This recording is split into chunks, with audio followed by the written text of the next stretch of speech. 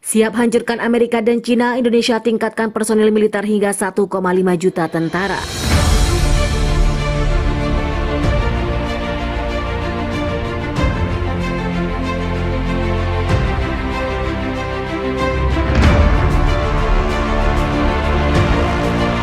Welcome back Sobat Dunia. Indonesia dikabarkan akan mengirimkan jumlah personil militer setelah sebelumnya mengirimkan 200.000 tentara menjadi 1,5 juta dikirim ke medan perang di Cina. Menteri Pertahanan Indonesia mengatakan 1,5 juta anggota militer mencakup 695.000 yang dimiliki TNI ditarik dari Malaysia telah bergabung kembali dan akan siap sebagai serangan penghabisan untuk menghancurkan Amerika. Menhan mengumumkan rencana penambahan pasukan besar adalah untuk membentuk jilid militer baru bersama Rusia dan Iran. Langkah ini bertujuan untuk mengimbangi rencana Amerika Serikat yang akan mengajak negara barat dan NATO melawan Indonesia. Sebelumnya juga telah dikabarkan bahwa pasukan TNI yang mengejar musuh hampir berhasil mengepung pasukan Tiongkok, Singapura yang mengirimkan sejumlah pasukan dan senjata menghadapi pengecorotan TNI di garis depan. Dalam pertemuan dengan pejabat tinggi militer, Jokowi menggambarkan pertempuran di Laut Cina Selatan sebagai jumlah tragedi pusat komando yang memerintahkan mobilisasi 300 tentara cadangan itu memperkuat pasukan ini di Cina. Mengatakan 150.000 dari mereka dikerahkan ke zona pelabuhan dan pertempuran di garis depan.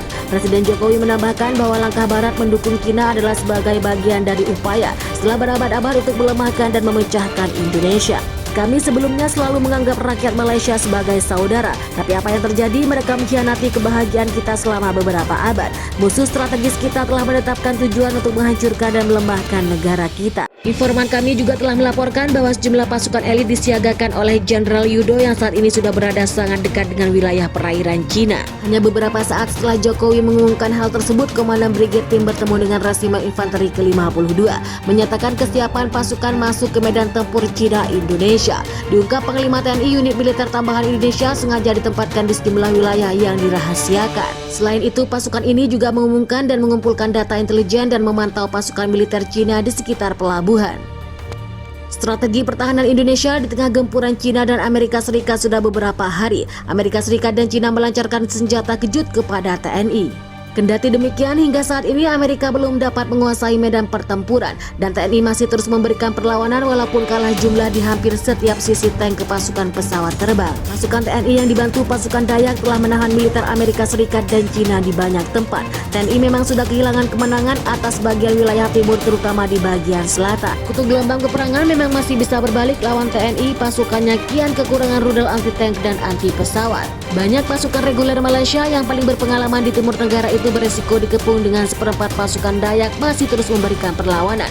Namun terlepas dari faktor tersebut, pasukan TNI pekan ini juru bicara Departemen Pertahanan Amerika Serikat John Kirby mengatakan bahwa militer mempertahankan daerah di negara mereka. Kesiapan warga Dayak untuk melakukan apapun yang mereka bisa demi mempertahankan pertahanan TNI.